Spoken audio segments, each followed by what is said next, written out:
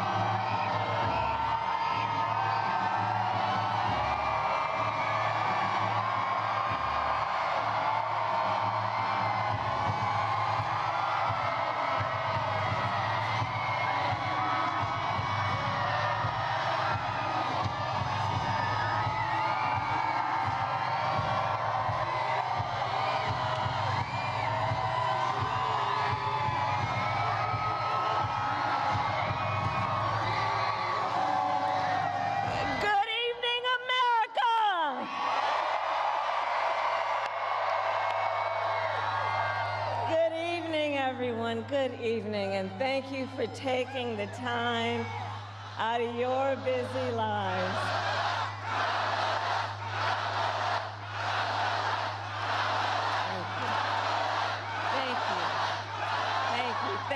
Thank you, everyone.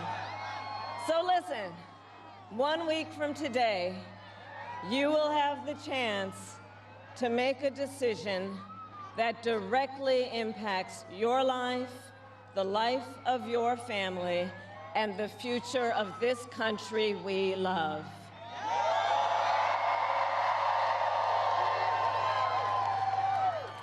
And it will probably be the most important vote you ever cast.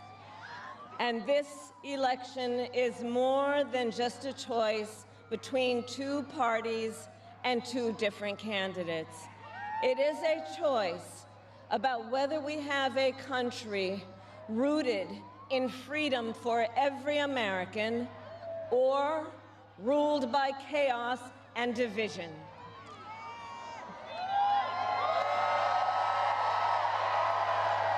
Many of you watching have probably already cast your ballots.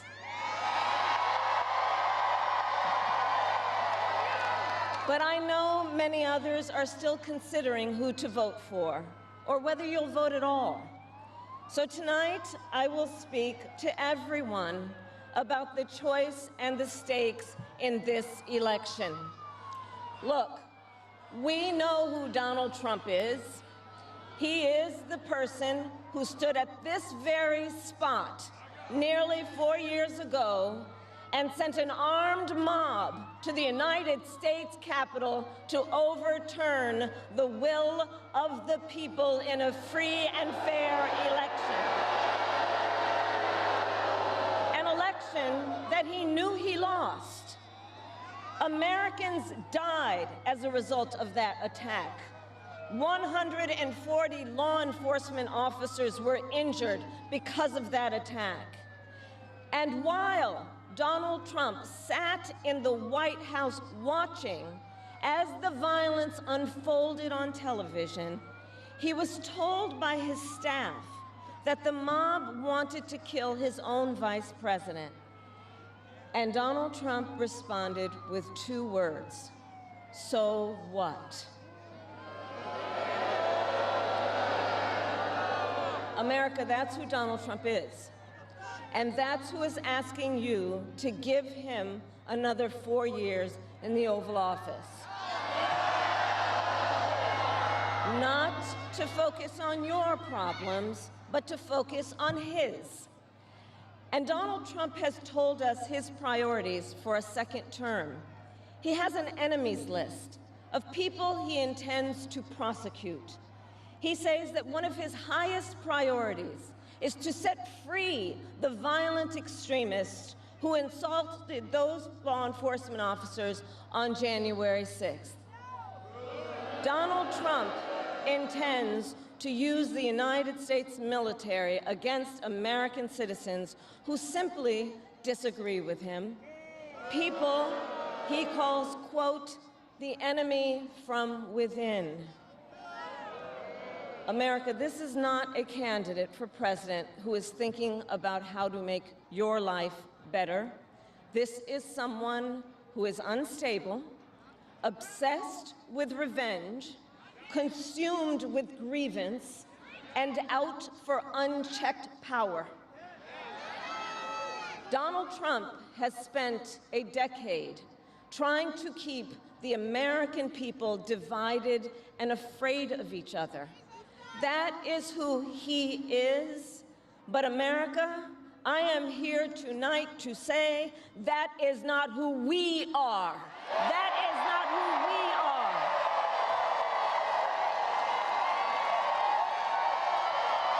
That is not who we are. You see, what Donald Trump has never understood is that e pluribus unum, out of many, one, isn't just a phrase on a dollar bill. It is a living truth about the heart of our nation. Our democracy doesn't require us to agree on everything. In fact, we like good arguments from time to time. Just think of your own family, right? It's not the American way to not have disagreements. We don't shy away from robust debate. In fact, we like a good debate, don't we? We like a good debate. And the fact that someone disagrees with us does not make them the enemy within. That's right. They are family, neighbors, classmates, co-workers. They are fellow Americans. And as Americans, we rise and fall together.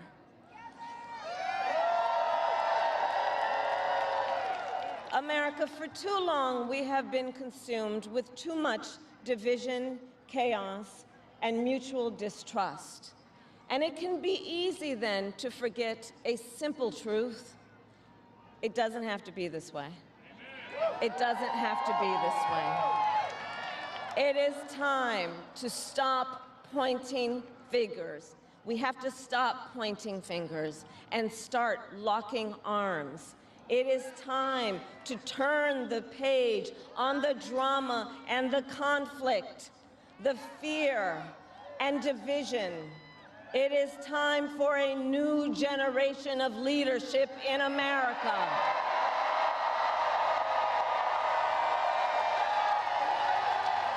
And I am ready to offer that leadership as the next President of the United States of America.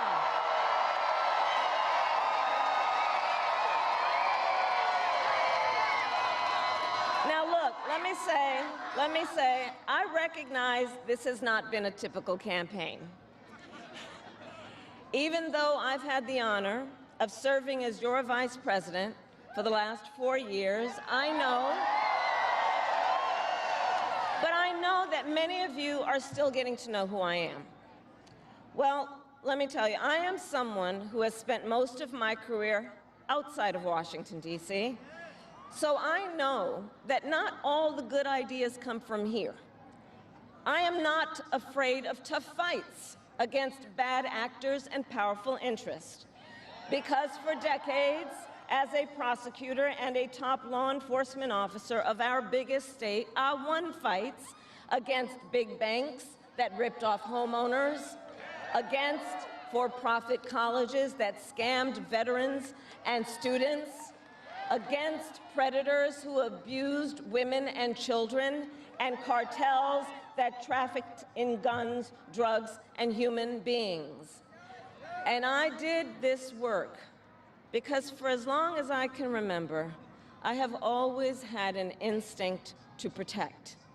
There's something about people being treated unfairly or overlooked that frankly just gets to me.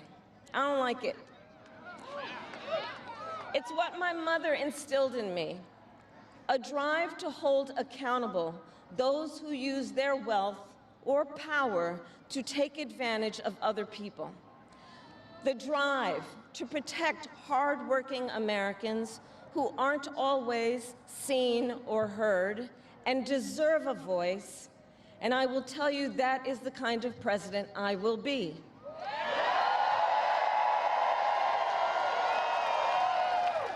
And look, I'll be honest with you, I'm not perfect. I make mistakes, but here's what I promise you. I will always listen to you, even if you don't vote for me. I will always tell you the truth, even if it is difficult to hear. I will work every day to build consensus and reach compromise to get things done. And if you give me the chance to fight on your behalf, there is nothing in the world that will stand in my way.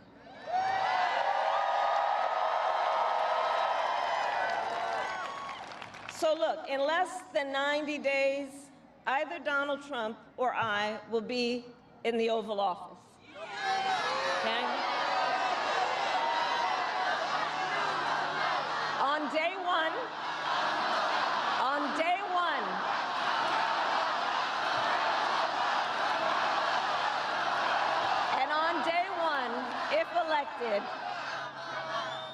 day one, if elected, Donald Trump would walk into that office with an enemies list.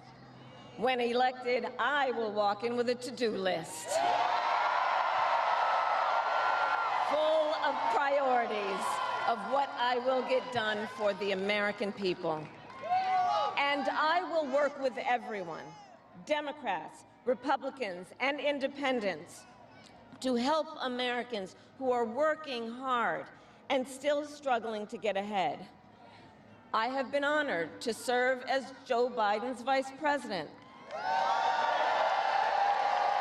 But I will bring my own experiences and ideas to the Oval Office. My presidency will be different because the challenges we face are different. Our top priority as a nation 4 years ago was to end the pandemic and rescue the economy. Now, our biggest challenge is to lower costs that were rising even before the pandemic and that are still too high. I get it. I still remember our mother sitting at that yellow Formica table, late at night, cup of tea in hand, a pile of bills in front of her, trying to make it all work. And I've heard from so many of you who are facing even greater financial pressures. Donald Trump's answer to you is the same as it was the last time. Another $1 trillion in tax cuts for billionaires and big corporations. And this time, he will pay for it with a 20% national sales tax on everything you buy that is imported. Think about it. Clothes, food, toys, cell phones. A Trump sales tax that would cost the average family nearly $4,000 more a year. And on top of that, you will pay even more if Donald Trump finally gets his way and repeals the Affordable Care Act, which would throw millions of Americans off their health insurance and take us back to when insurance companies had the power to deny people with pre-existing conditions. Well, we are not going back. We are not going back.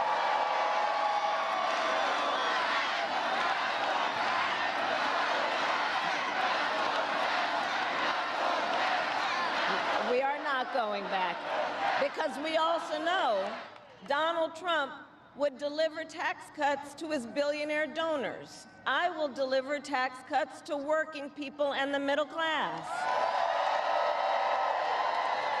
I will make sure you have a chance not just to get by, but to get ahead.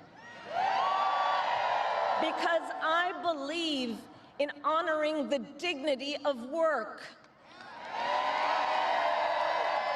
I will enact the first ever federal ban on price gouging on groceries.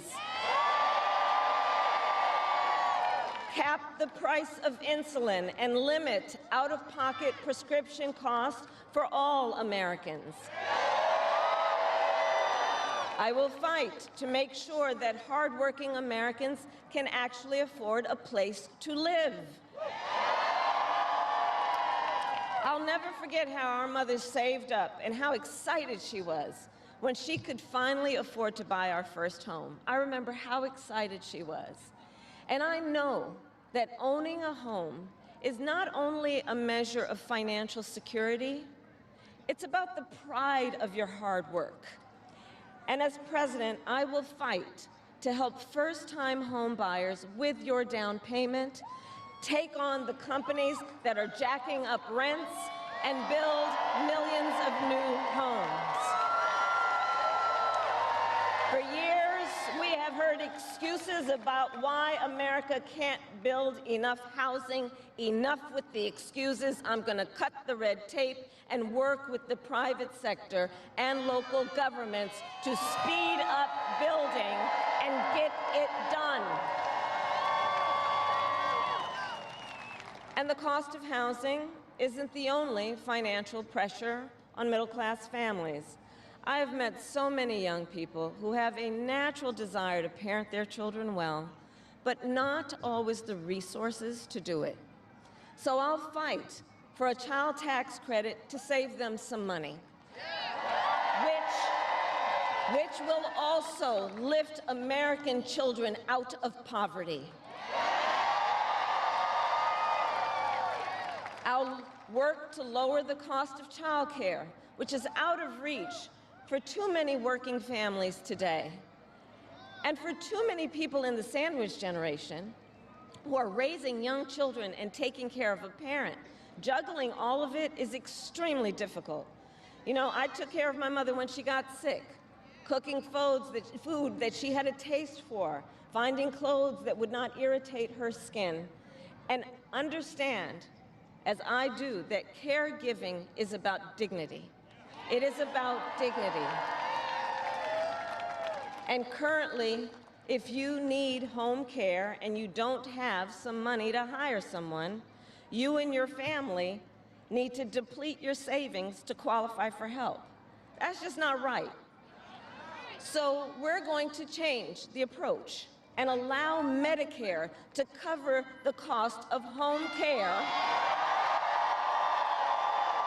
so seniors can get the help and care they need in their own homes. Now, Donald Trump has a different approach. He tried to cut Medicare and Social Security every year he was president. Look, I believe that when people have worked hard their entire life, they deserve to retire with the benefits they have earned. And I believe in the fundamental freedom of Americans to make decisions about their own bodies and not have their government tell them what to do.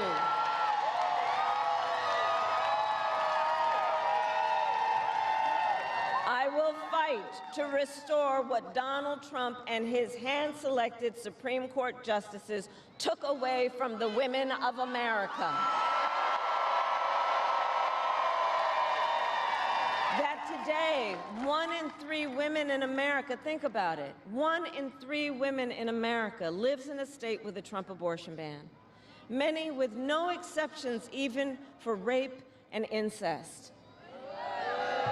The idea that a woman who survives a crime of a violation to her body should not have the authority to make a decision about what happens to her body next, that is immoral.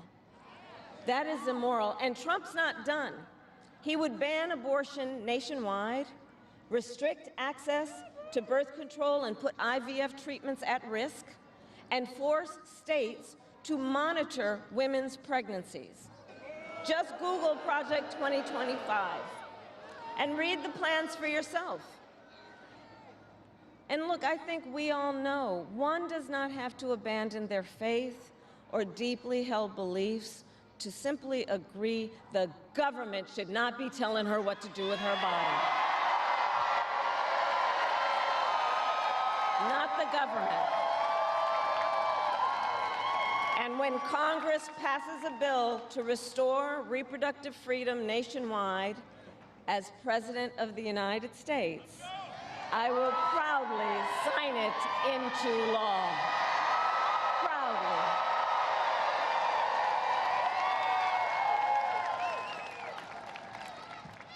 And look, on another subject, politicians have got to stop treating immigration as an issue to scare up votes in an election, and instead treat it as the serious challenge that it is, that we must finally come together to solve.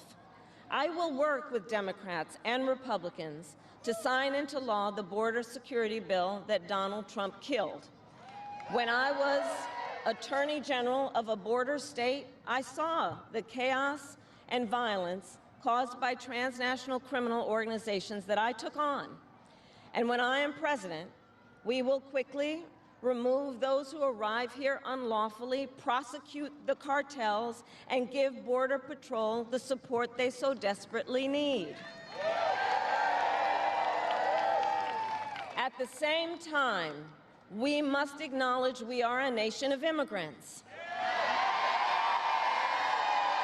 And I will work with Congress to pass immigration reform, including an earned path to citizenship for hardworking immigrants like farm workers and our dreamers.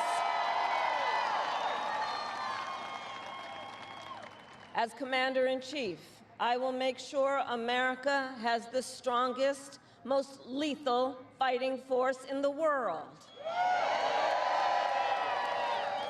Donald Trump, on the other hand, has shown his contempt for our nation's heroes, calls them suckers and losers, called a four-star Marine general a, quote, lowlife.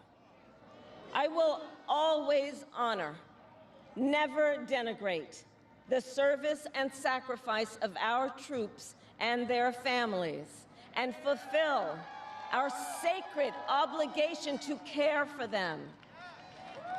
I will strengthen, not surrender, America's global leadership.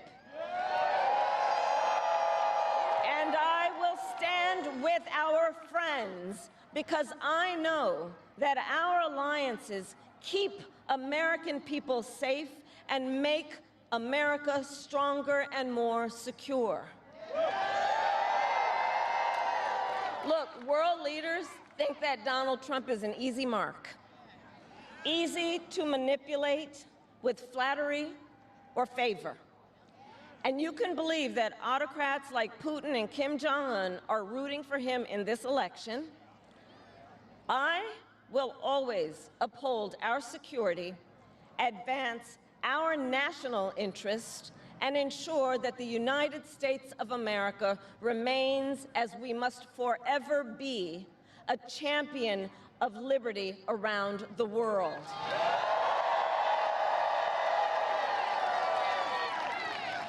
America, we know what Donald Trump has in mind.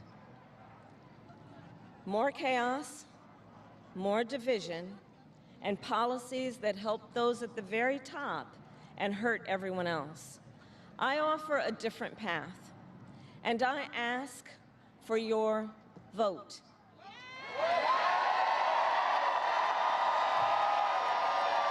And here is my pledge to you. I pledge to seek common ground and common sense solutions to make your life better. I am not looking to score political points. I am looking to make progress. I pledge to listen to experts, to those who will be impacted by the decisions I make, and to people who disagree with me. Unlike Donald Trump, I don't believe people who disagree with me are the enemy. He wants to put them in jail. I'll give them a seat at the table.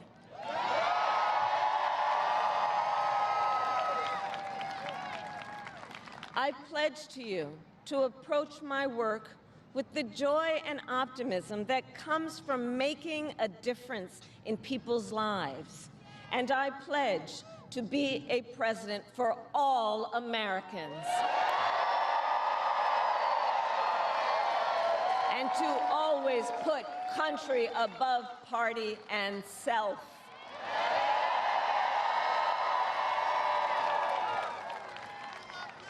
I love our country with all my heart. And I believe in its promise because I've lived it. I grew up as a child of the Civil Rights Movement. My parents would take me to marches in a stroller, where crowds of people of all races, faiths, and walks of life came together to fight for the ideals of freedom and opportunity. I've lived the promise of America. I saw how hard our mother worked to give her daughters the same chances this country gave her. Growing up, I was blessed to have family by blood and family by love, who instilled in me the values of community, compassion, and faith that have always defined our nation at its best. I've lived the promise of America. I've spent my life fighting for the people who have been hurt and counted out, but never stopped believing that in our country, anything is possible. I've lived the promise of America, and I see the promise of America in all of you. In all of you. I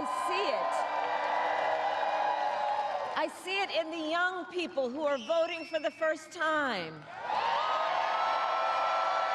who are determined to live free from gun violence and to protect our planet and to shape the world they inherit. I see it in the women who refuse to accept a future without reproductive freedom. And the men who support them.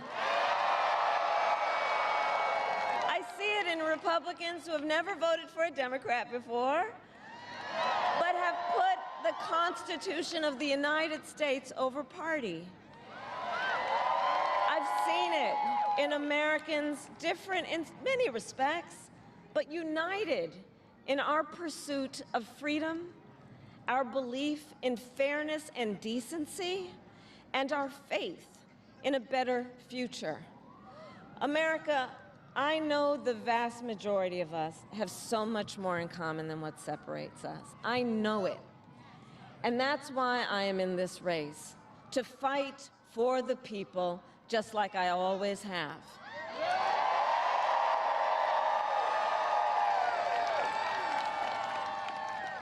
Nearly 250 years ago, America was born when we wrested freedom from a petty tyrant. Across the generations, Americans have preserved that freedom, expanded it, and in so doing, proved to the world that a government of, by, and for the people is strong and can endure.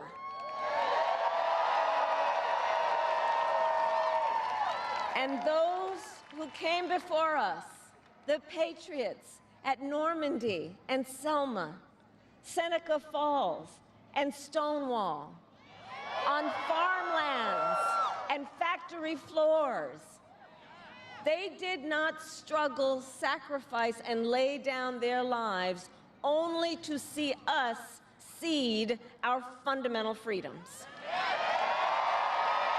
They didn't do that only to see us submit to the will of another petty tyrant.